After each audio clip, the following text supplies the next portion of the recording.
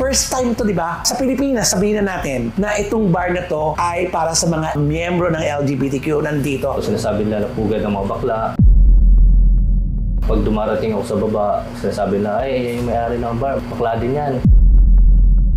Kaya yun yung sinasabi ko lagi sa kanila na sa mga member ng LGBT na dapat huwag niyo masirain yung pangalan ninyo. Kasi pag once sinira nyo, lahat tayo ma-judge ng mga tao. Kaya mahirap ko naranasan that time. Natulog ako sa isang karton. Nagkatulong ka. Makasurvive lang araw-araw. Actually, paglipat ko dito, wala akong kapera-pera. As in, zero yung laman ng bulsa ko. Kailangan kong sumugal kasi walang ibang susugal para sa sarili ko, kundi ako lang. Longing ko masyado yung grandparents ko yun. Sorry kung hindi ko naparamdam sa inyo yung marangyang buhay noon. Medyo late na yung success.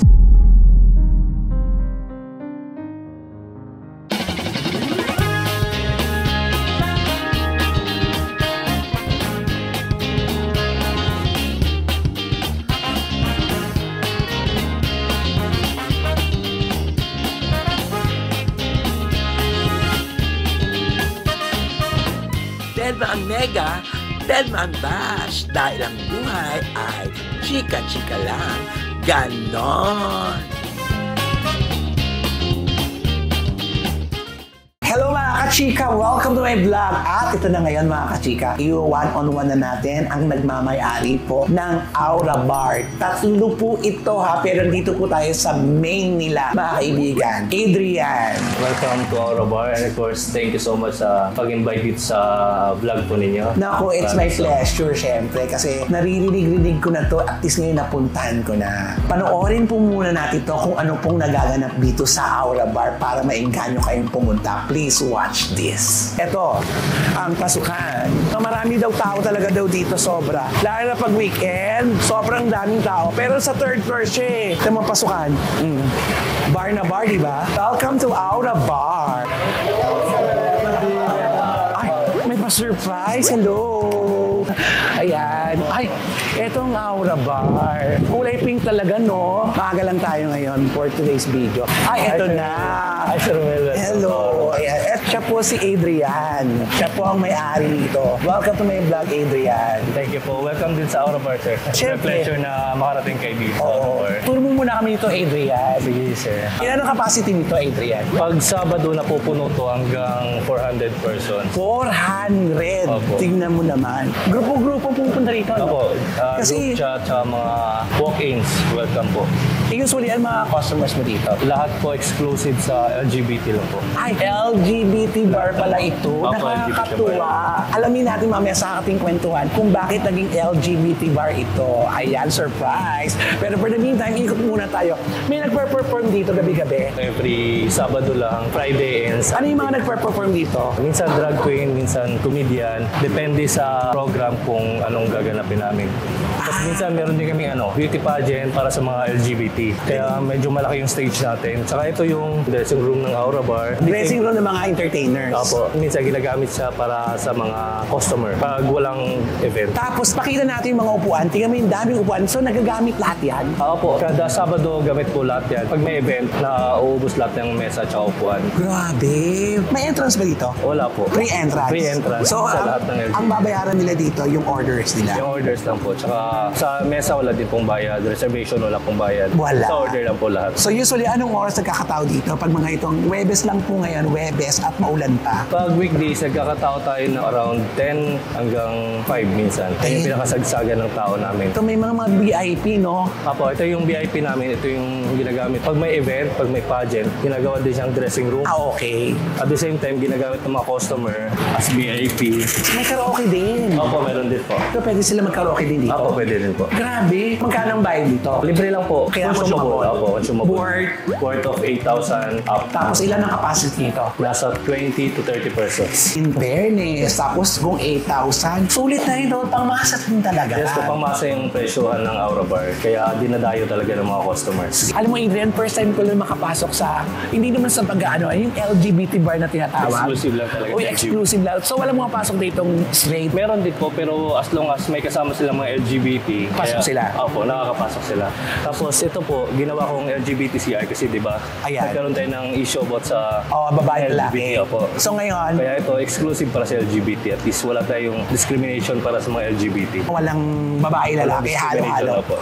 Tingnan mo ha. I'm sure first time nilang pong makakakita rin ng ganitong bar na kung saan exclusively LGBT ang ating mga kliyente rito. Nakakatuwa. Isa lang ang private. Isa lang yung private room. Tapos Ito yung kitchen, tsaka counter. DJ's booth yung sa kabila.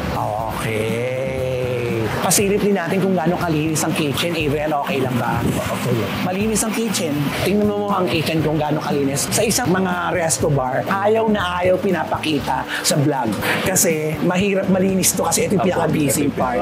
Pero tingnan mo, napakaayos, di ba? Ganito ang maganda. Maayos. Tingnan mo, ang linis. Tingnan mo. Dito tayo sa counter, sir. Ito yung transit counter. Ito pa yung counter. In fairness, pupurihin natin ang LGBT pagdating sa mga ganitong eksena. Very organized. Sobrang napaka-organized, maayos. So, alam niyo na, sa mga taga-South, napakagandang lugar ito. Kakaibang bar kasi special ito. Ginawang bar na ito para sa mga LGBT na. Paano pag hindi LGBT? Pwede naman po, welcome sila as long as may kasama sila LGBT. As long as alam nila yung pinasok nila na Opo. walang diskriminasyon dito. As long as Respect wala sila respeto sa LGBT. sa mga LGBT.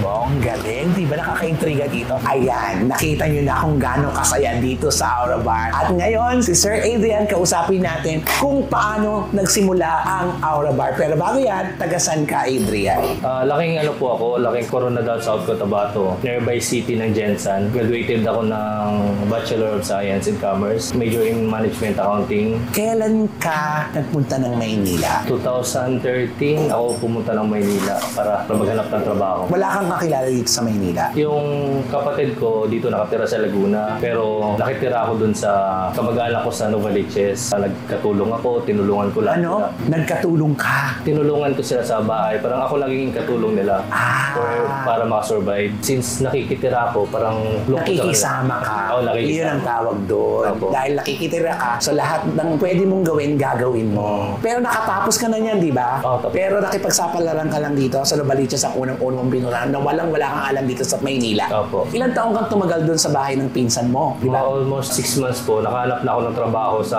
factory. Then, itong factory, inoferan ako ng stay-in. Anong factory ito? Mga karaoke na factory, yung mga corn snack. Tapos after nun, nakapag 6 months ako doon, Anong ginagawa mo doon sa karaoke? nagmo-monitor ako ng warehouse. Naging supervisor ka, parang gano'n.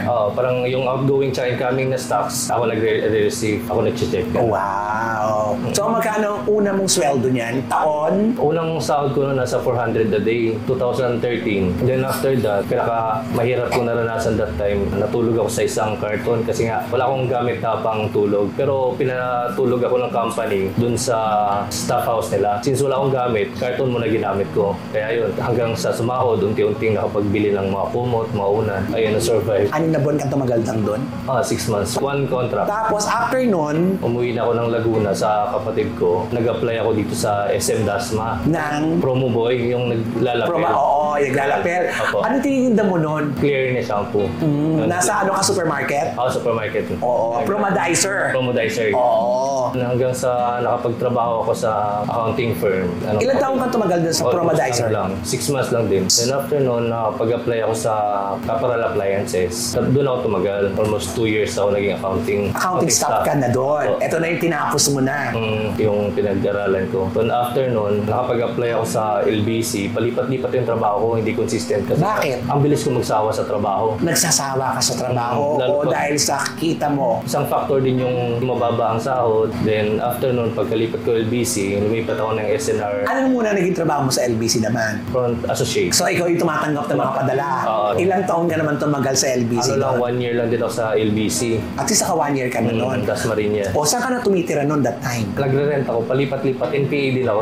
Oo. Saan malapit yung trabaho, doon ako. Doon ka naghahanap ng bahay mo. Then after noon, nakapagtrabaho ako sa Meralco, Pasig. Ang galing mo, nakapasok ka sa Meralco. Sa Bayad Center. Bayad Center. Naging auditor ako doon. Almost 1 year lang din ako doon kasi sobrang pagod ng field. Morning field kami lahat ng Bayad Center. In-audit namin. Iniikot mo talaga yun. So nakailan taong ka naman doon? 1 taon lang din.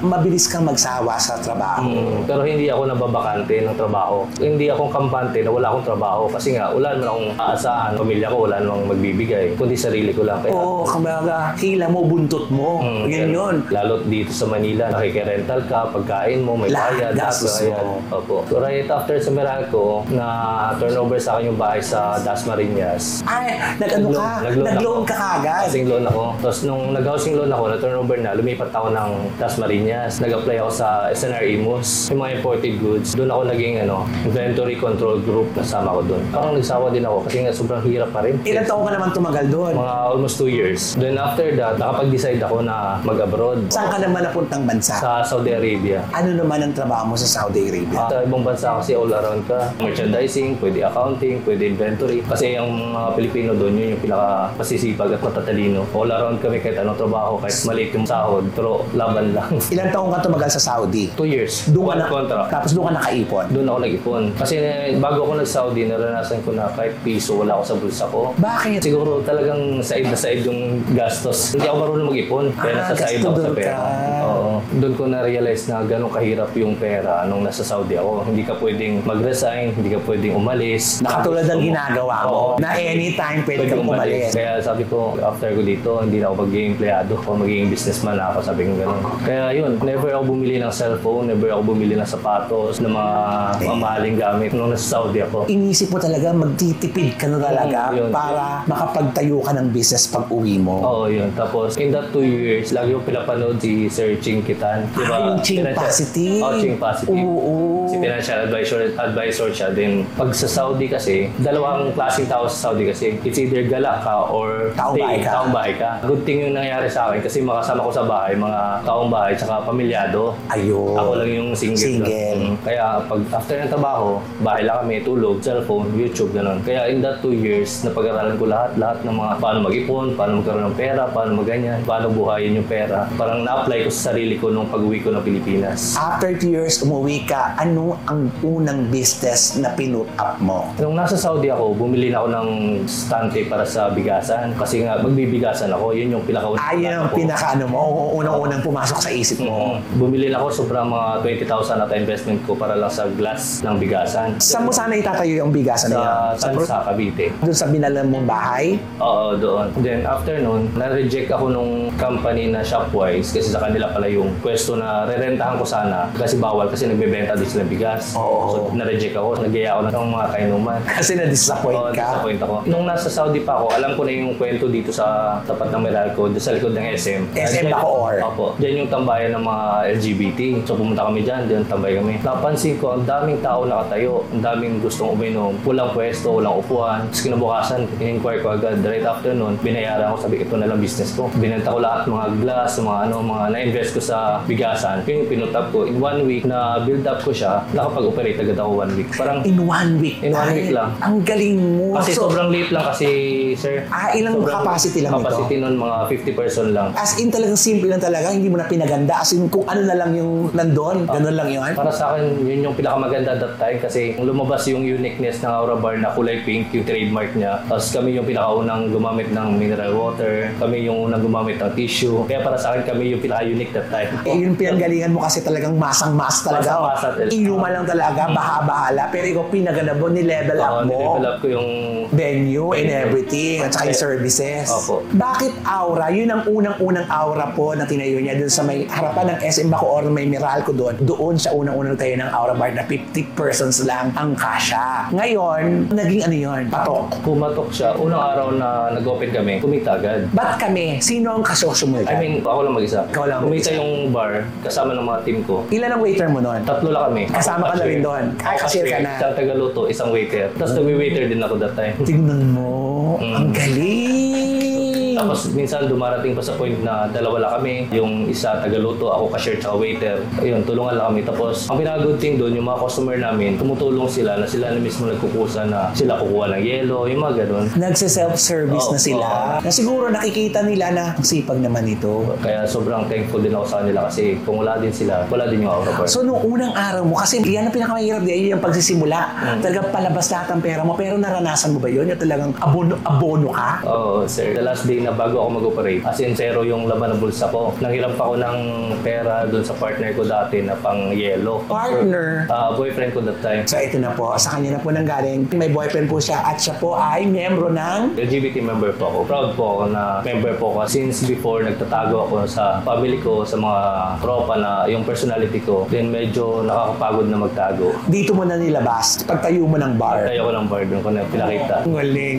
Inantay mo talaga yung tamang kung paano mo ilalabas na. Di ba, nagtayo ka ng Aura. Siyempre lang, doon pa na yung mga LGBT na nagpupunta. Kasi pag bar kasi, alam mo, mas marami ang aurahan dyan. Kaya doon pumasok yung Aura. Dati, bago ako mag-abroad, mahilig kaming gumala ng tropa ko. Nakamotor lang kami. Once gagala kami, lagi ko sinasabi, tara, Aura na. Aura yung term ko lagi, ever since. Oo, yung Kaya, Aura po ay yung rampa na, yung rampa gala na. projection na, mag-project na para makahanap tayo ng mga partner, gano'n yun, di ba? Tapos ano yun, discreet pa kami pareho. Tapos sinasabi ko, tara, Aura na. Kaya na-adapt ko nung pagbalik ko dito. Yun yung pinangalan ko. Alam na mga magulang mo na ganyan ka na talaga dati. Alam siguro nila. Hindi mo kasi sinasabi. Hindi ko kina-confirm sa kanila na ganito ako. Pero nung medyo nakikilala na yung bar, nakikita na nila, sinabi ko na sa kanila. Nagtanong sila, bakit ganito yung bar na tinayo mo? Bakit mas maraming mga kabaklaan? Nakakausap nila yung mga pamangkin ko na close ko. Kaya sabi ko, sige, hindi ko na kailangan itago sa kanila. Paano ka nag-open up sa kanila?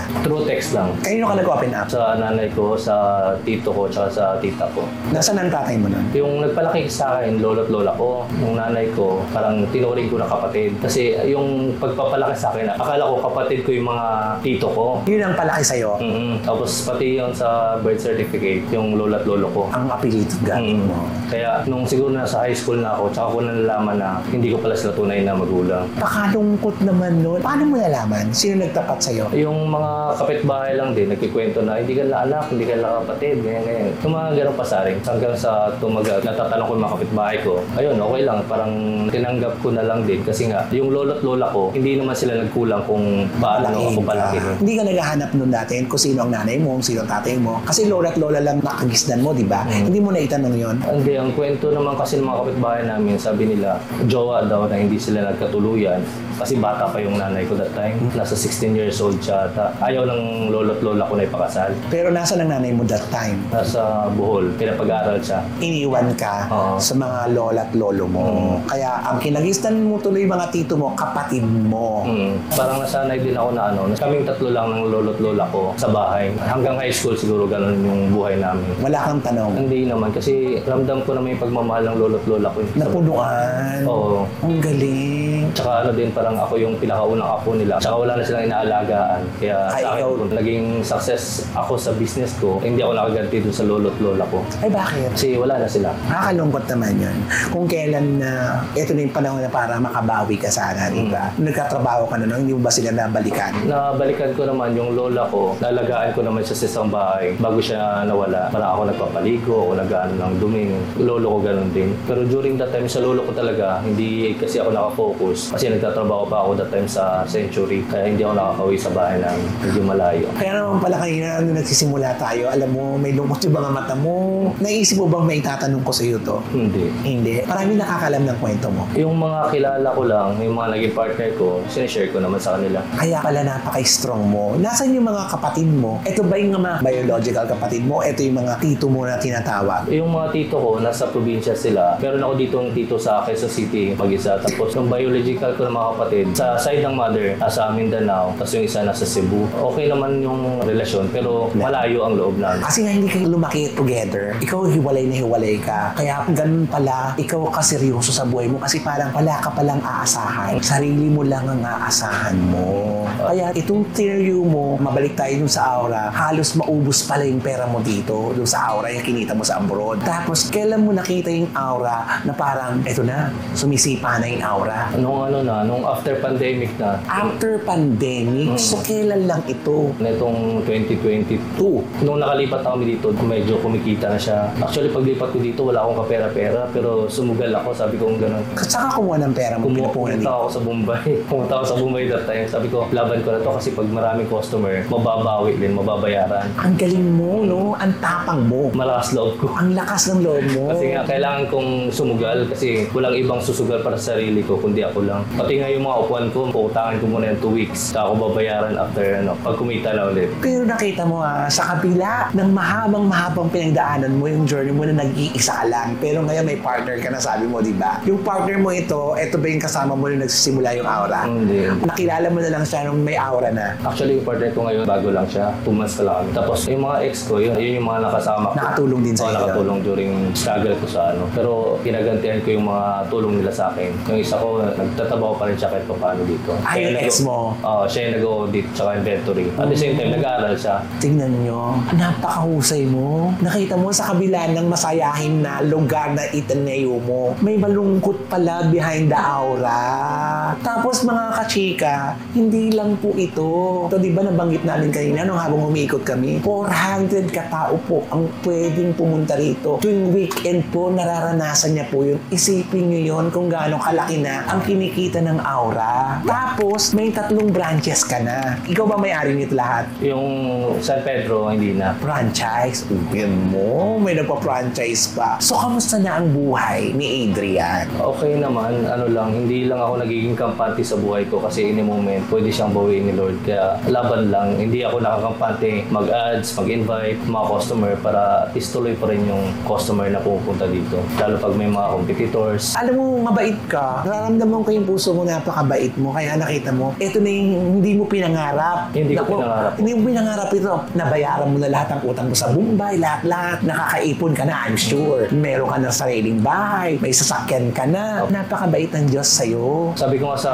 jowa ko, never ko pinangarap na makakain sa mga restaurant, sa mga SM. Pero nakakakain ako dahil sa tulungan niyo. Tapos never ko makapangarap mag-drive ng kotse. Pero nangyari. In God's will.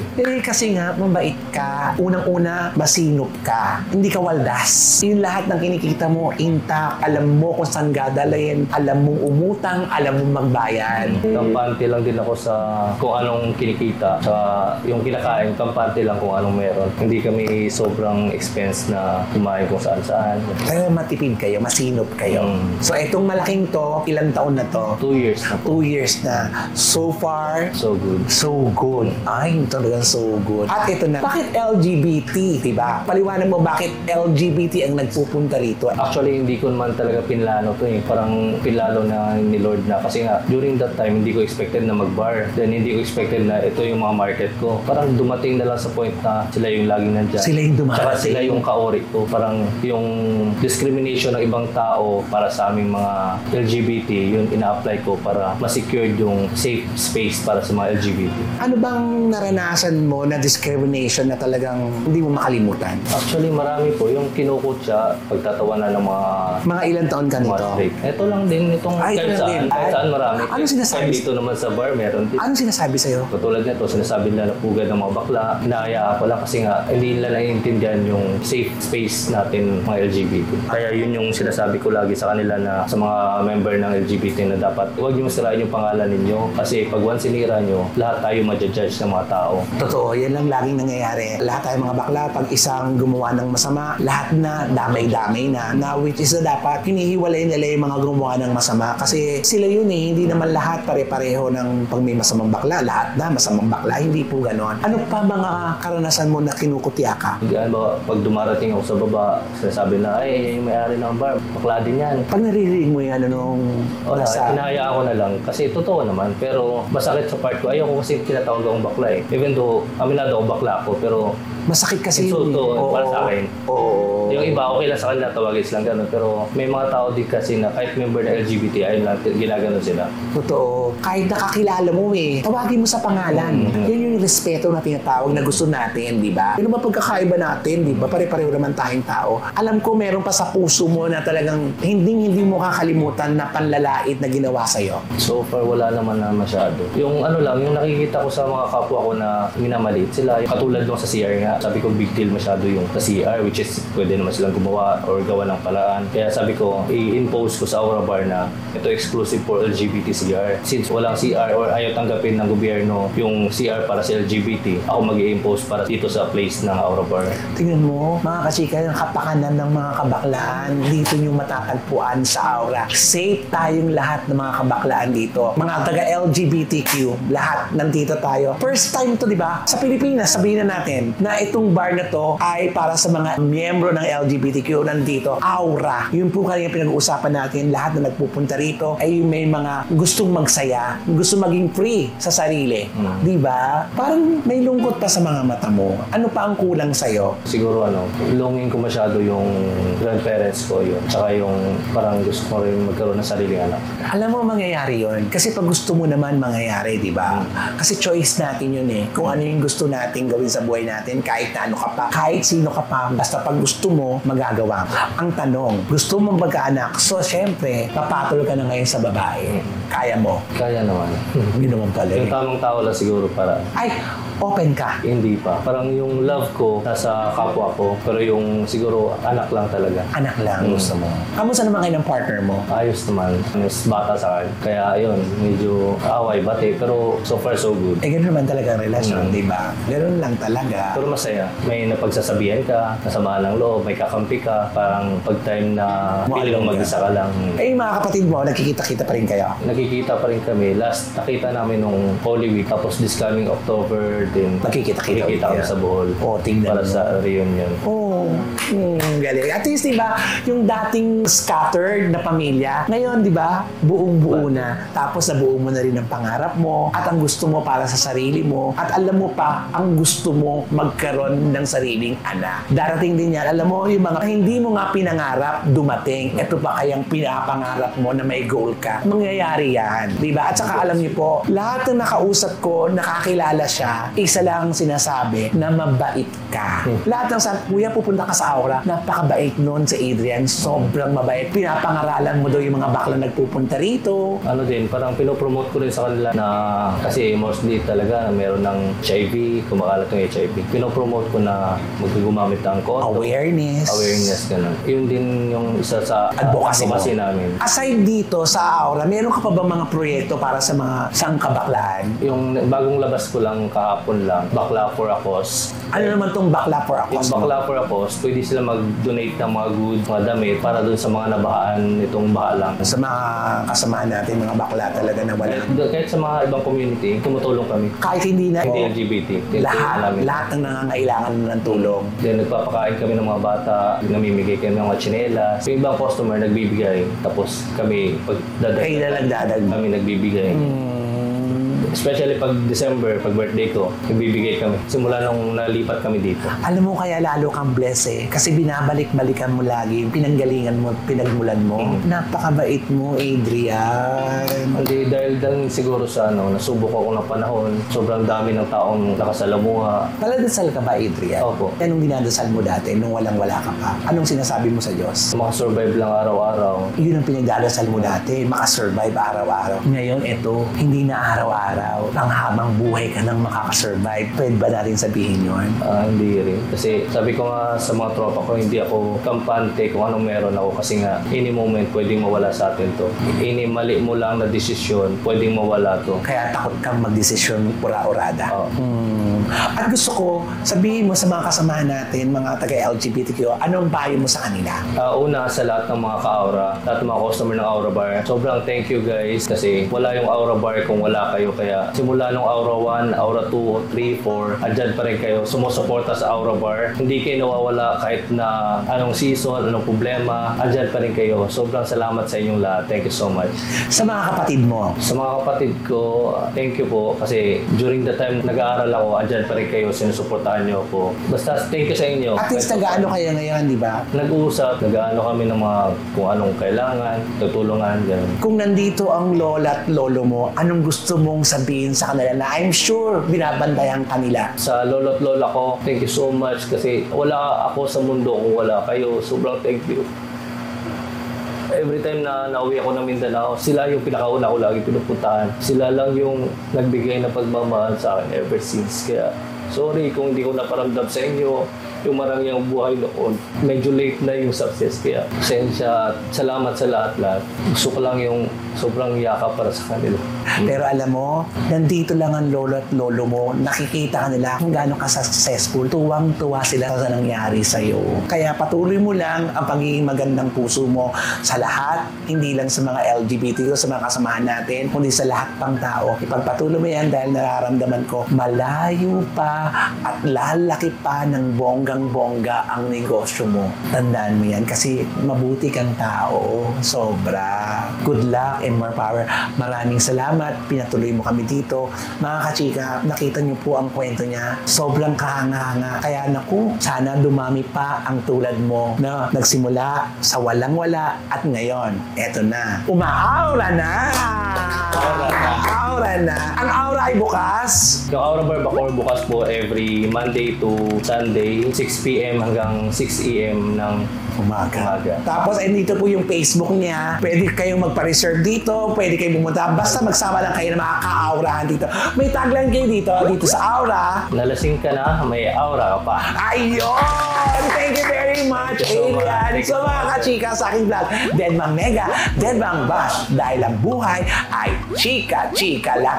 Ganon! At syempre, pakita muna natin bawat lagtaan natin ang pagkain handa ni Adrian sa atin. Tingnan nyo naman. Oh. Ano nga ito? Sisig. Pork sisig. Pork sisig. Lechon kawali. Lechon kawali. Butter chicken. Butter chicken at pansit canton. At kachika, ipa-flash po natin ang kanilang menu para alam niyo po ang bayarin dito. Hindi dito kamahalan, tama lang. Sobrang mura po. May pa-birthday ka na rito. So with that, experience po natin dito sa Aura. Tara na, ikalat po natin na merong aurahan dito sa Bacoor, Cavite. Maraming po salamat. Thank you very much, Ada. Thank you.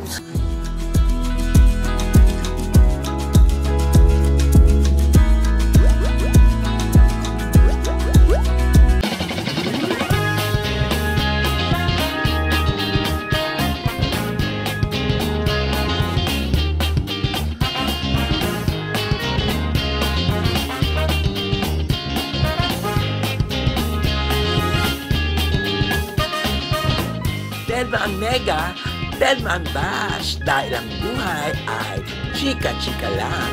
Ganon!